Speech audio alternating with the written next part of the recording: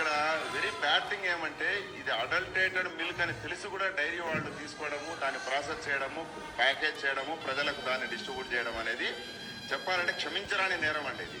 ఇది చిన్నపిల్లలు తాగినా, ముసలివాళ్ళు తాగినా, డయాబెటిక్ పేషెంట్స్ తాగినా ఆరోగ్య సమస్యలు చాలా వస్తాయి. చూసిరుగా మొత్తం వీడియో చూసినారు కదా, ఎన్ని కల్తీలు అవుతున్నాయి చూస్తున్నారు కదా. ఇప్పుడు స్వచ్ఛమైన ఇప్పుడు పాలు వింటే ఒక గంటలో మన స్టోర్లోకి వచ్చినాయి అనుకో, అవి ఇంకా దానిలో ఇంకేం కల్తీ అవుతాయి చెప్పండి. మిల్క్ మెయిన్ పొద్దున్న లేసే చిన్న చిన్న పిల్లలు తాగేది మిల్క్.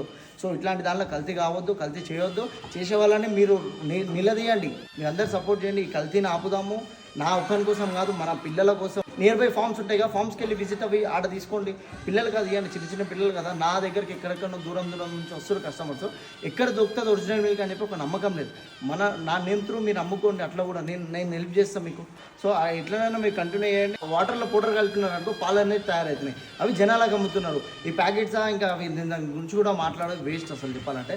అట్లాంటి కల్తీ మిల్క్ తీసుకుంటున్నారు. వాళ్ళకి మీరు చాలా అంటే వాళ్ళ ప్యాకెట్ తీసుకొని వాళ్ళకు ఒక ప్రాఫిట్ వచ్చేలాగా చేస్తున్నారు. మాలా జెన్యున్గా చేసే వాళ్ళకి మీరు సపోర్ట్ చేస్తారు. సో మనం ఈ కల్తీని ఆపుదాం. అందరికి సపోర్ట్ చేయండి. ఈ వీడియో అందరికి షేర్ చేయండి. Thank you.